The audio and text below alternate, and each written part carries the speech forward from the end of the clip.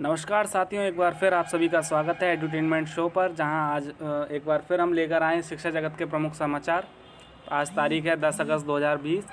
आज जो हम चर्चा करेंगे 69,000 शिक्षक भर्ती से संबंधित समाचारों पर, जो कल संपन्न हुई है बीएड प्रवेश परीक्षा उस पर, और आगामी बीईओ परीक्षा की स्थिति के ऊपर भी आप चर्चा करेंगे। और उसके बाद चर्चा करेंगे आगामी 4,000 शिक्षक भर्ती और कुछ अन्य प्रमुख शिक्षा जगत के समाचारों के साथ।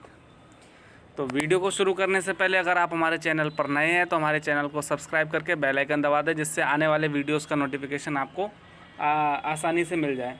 अगर आप यूपी टेट, सी टेट या बीईओ परीक्षा की तैयारी कर रहे हैं तो हमारे चैनल से जल्द जुड़ जाएं और प्लेलिस्ट में जाके आप अपने हिसाब से वीडियोज़ को देख सकते हैं। तो आइए हम वीडियो को शुरू करते हैं। पहली खबर जो आ रही है, 69,000 शिक्षक भर्ती, स्कूल प्रबंधक समेत सभी आरोपी होंगे भगौड़ा घोषित। बिल्कुल निश्चित रूप से बहुत बड़ी खबर निकल के आ रही है कि 69,000 सहायक शिक्षक भर्ती में वांटेड स्कूल प्रबंधक चंद्रमा यादव समेत अन्य के खिलाफ गैर जमानती वारंट लेने के बाद अब एसटीएफ उन्हें भगौड़ा घोषित कराने में लगी है। कोर्ट खुलते ही कार्रवाई की जाएगी, उन पर इनाम घोषित कराया जाएगा। इस दौरान अगर उनकी गिरफ्तारी नहीं हुई तो पुलिस कोर्ट के आदेश पर उनके घरों की कुर्की करेगी।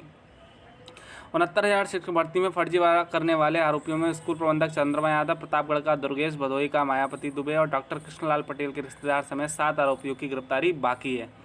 एसटीएफ ने शनिवार को ही अभ्यर्थी बलवंत पटेल को गिरफ्तार करके जेल भेजा था, जिसने डॉक्टर केएल पटेल से मिलकर अभ्यर्थियों को पास कराने के नाम पर लाखों रुपये दिलवाए थे। उससे पूछताछ कर एसटीएफ को इस फर्जीवाड़ा करने वाले गैंग के बारे में कई जानकारी मिली है। तो बिल्कुल निश्चित रूप से एसटीएफ को बड़ी कामयाबी हाथ लगी है, और जो ये पूरा जो इनका गैंग है उसका जो सरगना है चंद्रमा यादव, डॉक्टर केएल पटेल, जल्द से जल्द वो भी पुलिस के शिकंजे में होंगे। तो बिल्कुल ही इसमें कुछ ना कुछ नए राज निकलेंगे और जो है भर्ती बिल्कुल पाक साफ हो जाएगी।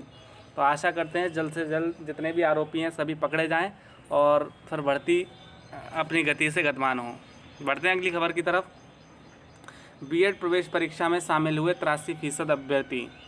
तो कोरोना को लेकर विभिन्न आशंकाओं के बीच रविवार को प्रदेश भर में करीब 83% अभ्यर्थियों ने बीएड प्रवेश परीक्षा दी।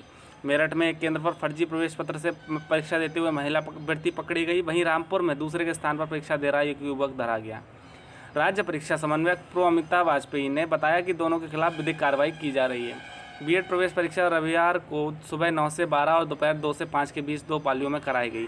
प्रदेश के 73 जिलों के कुल 1089 केंद्रों पर 3,57,064 परीक्षार्थी परीक्षा में सम्मिलित हुए। बीएड संयुक्त प्रवेश परीक्षा 2020-22 का आयोजन लखनऊ विश्वविद्यालय ने किया। प्रोफेसर अमिताभ वाजपेयी ने बताया कि कोरोना के कारण बदली हुई परिस्थितियों को देखते हुए सभी अभ्यर्थियों, कक्ष निरीक्षकों की सुरक्षा के सभी निर्देशों का पालन कराया गया। कुछ अभ्यर्थी ऐसे पाए गए जिनका तापमान अधिक था, उन्हें आइसोलेटेड कक्ष में बैठाकर परीक्षा दिलाई गई। तो परीक्षा जो है संपन्न हो गई। अब देखना होगा कि एक खबर और आ रही है, केंद्रों पर देखिए सजगता तो कहीं लापरवाही भी। तो बिल्कुल निश्चित रूप से परीक्षा पूरे प्रदेश भर में हुई ही, लेकिन हर जगह जो है उसका जो नियम और कायदे कानून थे उनको ध्यान में नहीं रखा गया। कहीं सोशल डिस्टेंसिंग का भी अच्छी तरीके से पालन नहीं हुआ। आवागमन के साधन न होने से भी छात्र छात्राओं को परेशानियों का सामना करना पड़ा। और गेट पर रोके गए अभ्यर्थी, गेट पर जो है चेकिंग और तापमान नापने और आई कार्ड और प्रवेश पत्र के नाम पर घंटों उनकी लाइन लगी रही और उनको चेक करने में अत्यधिक समय लगा। वहीं कर्मचारी और जो स्टाफ था वो भी कतरा रहा था चेकिंग करने में कि कोरोना के डर से। लखनऊ में 25% अभ्यर्थी अनुपस्थित।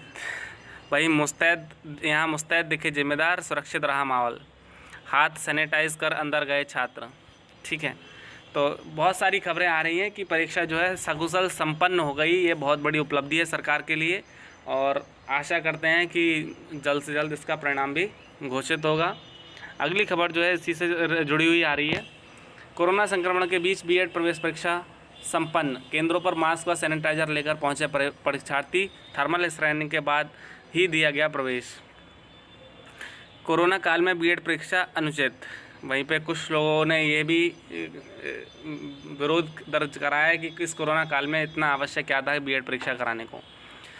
वहीं अभ्यर्थी अपनी जिम्मेदारी समझते हुए मास्क और सैनिटाइज़र अपने साथ लेकर परीक्षा केंद्रों पर परीक्षा देने पहुँचे। तो परीक्षा जो है सकुशल संपन्न हो गई।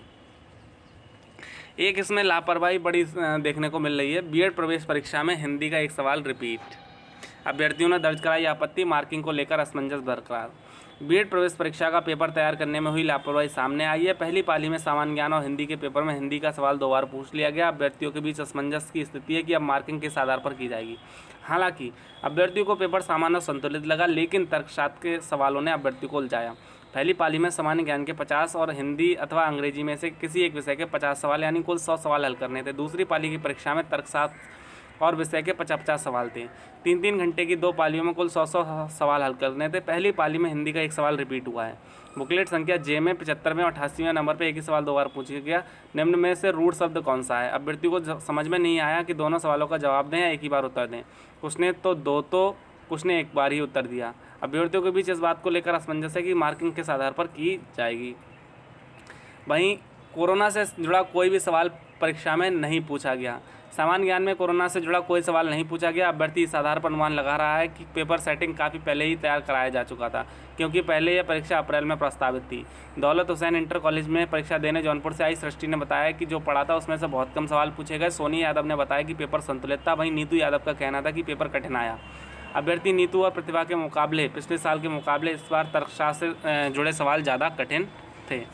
तो बिल्कुल निश्चित रूप से जो पाठ्यक्रम के हिसाब से पेपर में भी थोड़ा सा देखने को मिला, और जो रीजनिंग का जो सेक्शन था वो थोड़ा सा गत वर्षों की अपेक्षा थोड़ा सा कठिन रहा, लेकिन बाकी जो सेक्शन है सभी संतुलित रहे और आसान रहे। अब बीईओ की परीक्षा कराने का रास्ता साफ। तो बिल्कुल ये खबर निकल के आ रही है कि जिस तरीके से बीएड की प्रवेश परीक्षा संपन्न हो गई है, उसी तरीके से अब जो बीईओ अगले रविवार को जो 16 अगस्त को होनी है वो उसका रास्ता साफ हो गया है। तो बीएड प्रवेश परीक्षा का रविवार को आयोजन होने के बाद अब उत्तर प्रदेश लोक सेवा आयोग के लिए खंड शिक्षा अधिकारी बीईओ 2019 की प्रारंभिक परीक्षा कराने का रास्ता साफ हो गया है। बीईओ के 309 पदों पर भर्ती के लिए प्रारंभिक परीक्षा 16 अगस्त को प्रस्तावित है और अभ्यर्थियों के प्रवेश पत्र जारी किए जा चुके हैं। तेजी से फैल रहे कोरोना संक्रमण के बीच इस परीक्षा में 5 लाख से अधिक अभ्यर्थियों का शामिल होना है। वहीं अभ्यर्थी अब भी इस परीक्षा को स्थगित किए जाने की मांग कर रहे हैं। बीईओ प्रवेश परीक्षा स्थगित किए जाने की मांग को लेकर अभ्यर्थियों ने ट्विटर पर अभियान छेड़ रखा है। उनका कहना है कि इस परीक्षा में ज़्यादातर अभ्यर्थियों के सेंटर दूसरे जिलों में दिए गए हैं। सेंटर 200 से 250 किलोमीटर तक दूर हैं। बीएड प्रवेश परीक्षा तो 73 जिलों में कराई गई। ज़्यादातर अभ्यर्थियों को उनके ही जिलों में सेंटर नहीं, जबकि बीईओ की परीक्षा के लिए 18 जिलों में केंद्र बनाए गए हैं। ऐसे में अभ्यर्थियों की संख्या भी अधिक होगी और अभ्यर्थी इसी आधार पर परीक्षा स्थगित किए जाने की मांग कर रहे हैं। उधर आयोग इस बात का इंतजार कर रहा था कि बीएड प्रवेश परीक्षा होती है या नहीं। कोरोना संक्रमण के बीच बीएड प्रवेश परीक्षा का आयोजन करा लिया गया है। ऐसे में आयोग के लिए भी 16 अगस्त को प्रस्तावित बीईओ परीक्षा कराने का रास्ता साफ हो गया है। तो निश्चित तौर पे जो बीईओ के लिए आयोग का जो रास्ता है वो साफ हो गया है, लेकिन जो ज़रूरी एहतियातन है वो उनको बरतने होंगे कि किसी प्रकार की किसी को असुविधा ना होने पाए और जो कोरोना महामारी है वो उसका संक्रमण ना फैलने पाए। तो इसके लिए जो आवश्यक है यातायात के साधन, मास्क, सैनिटाइजेशन और जितनी भी मूलभूत आवश्यकताएं हैं उन सब की व्यवस्था, समुचित व्यवस्था जो है केंद्रों पर और आवागमन की सुविधा होनी चाहिए। और ये हाई कोर्ट से एक खबर निकल के आ रही है, इस सप्ताह हाई कोर्ट में नहीं बैठेंगी अदालतें। प्रयागराज व लखनऊ में कोरोना संक्रमण लगातार बढ़ रहा है। इसके चलते 12, 13 व 14 अगस्त को अदालतें नहीं बैठेंगी। इन दिनों केवल अति आवश्यक मामलों की सुनवाई होगी। 3 दिन न्यायिक व प्रशासनिक कार्य भी नहीं होंगे। केवल नए दाखिले, मुकदमे व बैकलॉग निपटाने के लिए रिपोर्टिंग अनुभाग सीमित स्टाफ से कार्य करेगा। इलाहाबाद में मुख्य न्यायाधीश व लखनऊ पीठ में वरिष्ठ न्यायमूर्ति मुकदमों की सुनवाई करेंगे। इसके अलावा अन्य अदालतें नहीं बैठेंगी। साथ ही 12, 13, 14, 15 व 16 अगस्त को शारीरिक रूप से उपस्थित होकर मुकदमों का दाखिला भी नहीं हो सकेगा। मुख्य न्यायाधीश गोविंद माथुर द्वारा पारित इस आदेश की अधिसूचना महानिबंधक अजय कुमार श्रीवास्तव ने जारी की है। इसके तहत 12 व 13 अगस्त को सुने जाने वाले मुकदमे 17 व 18 अगस्त को सुने जाएंगे, जबकि 10 अगस्त के मुकदमे भी 18 अगस्त को सुने जाएंगे। इसी प्रकार 14, 17 व 18 अगस्त के मुकदमे 25, 26, 27 अगस्त को सुने जाएंगे, जबकि 5 से 14 अगस्त की घोषित विशेष पीठें 21 अगस्त तक जारी रहेंगी। तो कोरोना महामारी के चलते जो है इस हफ्ते कोर्ट नहीं बैठेगी और जो है केवल अति आवश्यक जो मामले हैं उनकी सुनवाई की जाएगी। इसी तरीके से अगर कोई नया मामला भी दाखिल करना है तो उसको भी आप ऑनलाइन दाखिल कर सकते हैं। वहाँ पे शारीरिक रूप से प्रस्तुत होने की आपको कोई आवश्यकता नहीं है। अगली खबर यूपी बोर्ड की आ रही है। यूपी बोर्ड स्कूलों में प्रवेश की तिथि बढ़ी। तो शासन ने यूपी बोर्ड माध्यमिक विद्यालयों में कक्षा 9 से 12 तक दाखिला लेने की तारीख बढ़ा दी है। साथ ही अब बोर्ड परीक्षा व पंजीकरण शुल्क 31 अगस्त तक जमा हो सकेगा। पहले फीस जमा करने की आखिरी तारीख 5 अगस्त थी। जिले के अनेक छात्र कोरोना प्रकोप के कारण फीस जमा नहीं कर सके हैं। जनपद के विद्यालय तारीख बढ़ाने की मांग कर रहे थे, तो इस मांग को देखते हुए जो है अंतिम तारीख 30 अगस्त तक बढ़ा दी गई है। और जो है बढ़ते हैं अगली खबर की तरफ। प्रिंसिपल भर्ती अभी पूरे होने के आसार नहीं। बहुत बड़ी खबर जो है निकल के आ रही है माध्यमिक शिक्षा विभाग से। प्रदेश भर के सहायता प्राप्त माध्यमिक विद्यालयों में प्रधानाचार्यों के 599 पदों पर 31 दिसंबर 2013 को शुरू हुई भर्ती जुलाई 2021 तक भी पूरी होने के आसार नहीं है। मजे की बात है कि इस भर्ती में कोई विवाद नहीं होने के बावजूद उत्तर प्रदेश माध्यमिक शिक्षा सेवा चयन बोर्ड 6.5 सालों में साक्षात्कार तक नहीं ले सका। इस एक मामले में चयन बोर्ड की ओर से 25 फरवरी 2020 को हाईकोर्ट में दाखिल हलफनामा में कहा गया था कि यदि अगस्त 2020 तक इंटरव्यू होता है तो मई 2021 तक अंतिम चयन परिणाम जारी हो सकेगा। हालांकि फरवरी के बाद कोरोना के कारण सब कुछ अस्त व्यस्त हो गया है। चयन बोर्ड को प्रशिक्षित स्नातक TGT 2016 के विज्ञान व अंग्रेजी विषय का 23 मार्च से 5 अप्रैल तक साक्षात्कार स्थगित करना पड़ा था, जो 5 अगस्त से दोबारा शुरू हुए हैं और 11 सितंबर तक प्रस्तावित है। चयन बोर्ड की माने तो पूरी कोशिश के बाद भी अक्टूबर में प्रधानाचार्य भर्ती 2013 का इंटरव्यू शुरू हो सकता है, क्योंकि साक्षात्कार से 21 दिन पहले अभ्यर्थी को सूचना देने का नियम है। प्रत्येक संस्था के लिए 7 अभ्यर्थियों को इंटरव्यू के लिए बुलाया जाता है। 599 स्कूलों के लिए 4193 अभ्यर्थियों को बुलाया जाएगा। एक दिन में 35 अभ्यर्थियों का साक्षात्कार हो सकता है। इस प्रकार इंटरव्यू कराने के लिए 120 कार्य दिवस चाहिए। वैसे बद्ध परिस्थितियों में सोशल डिस्टेंसिंग का पालन करने के लिए अभ्यर्थियों की संख्या कम करनी पड़ेगी। ऐसे में इस भर्ती के लिए आवेदन करने वाले 25,031 शिक्षकों की किसी सूरत में जुलाई 2021 से पहले परिणाम के बारे में सोचना भी बेकार है।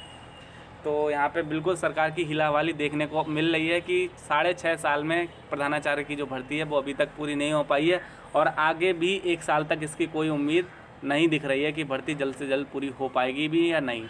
तो इसके विषय में सरकार को सोचना चाहिए कि जो अभ्यर्थी, तमाम ऐसे अभ्यर्थी जो इस भर्ती में आस लगाए बैठे हैं, उनके बारे में सोचें और जल्द से जल्द इस भर्ती का साक्षात्कार कराकर फाइनल रिजल्ट घोषित करें। और ये एक खबर आ रही है, रक्षा सामान बाहर से नहीं आएंगे। रोक लगा दी गई है, जितना भी रक्षा का सामान है वो अपने देश में ही निर्मित किया जाएगा, चाहे वो लड़ाकू विमान है, चाहे वो गन है या कुछ भी सही। तो केंद्र ने आत्मनिर्भर भारत अभियान के तहत सैन्य उत्पाद बढ़ाने के लिए 101 रक्षा उपकरणों के आयात पर रोक लगाने का फैसला लिया है। यह प्रतिबंध चरणबद्ध तरीके से दिसंबर 2020 से दिसंबर 2025 के बीच लागू होगा। देश के रक्षा उद्योग जगत को इन तकनीकों के निर्माण के लिए प्रोत्साहित किया जाएगा। रक्षा मंत्री राजनाथ सिंह ने रविवार को ट्वीट कर इसकी घोषणा की। उन्होंने कहा, जो उपकरण प्रतिबंधित होंगे उनमें तोप, असाल्ट राइफल, स्नाइपर राइफल, परिवहन विमान, ड्रोन, सर्वे व्हीकल, फ्लोटिंग डॉक आदि शामिल हैं। तो बहुत सारी चीज़ें हैं। 1.25 लाख करोड़ रुपए के सौदे, मिसाइलें, लड़ाकू हेलीकॉप्टर देश में बनेंगे। ठीक है। सरकारी क्षेत्र की 5 रक्षा कंपनियां Hindustan HAL, Hindustan aeronautics limited, Bharat electronics limited, Bharat dynamics limited और BENL और मिश्र धातु निगम लिमिटेड, ये जो 5 कंपनियां हैं, तो सभी से जो है कहा गया है कि रक्षा उपकरणों का जो है अपने ही देश में क्या करें, उत्पादन करें, जिससे देश में रोज़गार और राजस्व में वृद्धि हो। तो इस तरीके से रोज़गार की संभावना देखी जा रही है कि भारत जो है दोबारा से। अब बात करते हैं आगामी 4000 जूनियर शिक्षक भर्ती की। तो कल एक जो है नोटिस जो है वायरल हुआ था कहीं से कि उसमें जो रिक्त पदों का ब्यौरा है वो मांगा गया था, जो अभी तक प्रस्तुत नहीं किया गया है। तो विभाग जो है लगातार 4000 शिक्षक भर्ती के लिए काम कर रहा है और कोरोना के चलते जो है ये भर्ती थोड़ा लेट हो रही है। तो संभावना बन रही है इसकी जो सितंबर अंत तक जो है इसका विज्ञापन आपको देखने को मिल सकता है। तो इसकी तैयारी जो है अभी से शुरू कर दीजिए। और इसका जो पाठ्यक्रम तो सुपर टेट के हिसाब से ये योग्यता के लिए B.Ed और BTC दोनों ही एप्लीकेबल हैं। तो सभी अभ्यर्थियों से जो अनुरोध है कि इस भर्ती की तैयारी में अभी से जुट जाएं और जल्द से जल्द भर्ती हमें देखने को मिल सकती है। तो वीडियो को हम समाप्त करते हैं। आशा करते हैं आपको वीडियो अच्छा लगेगा। अगर आपको हमारा वीडियो अच्छा लगे तो लाइक करें, शेयर करें, ज़्यादा से ज़्यादा शेयर करें। और अगर आप हमारे चैनल पर नए हैं तो हमारे चैनल को ज़्यादा से ज़्यादा सब्सक्राइब करें, ज़्यादा से ज़्यादा लोगों को जोड़ें। तो thank you for watching our video. Thank you very much.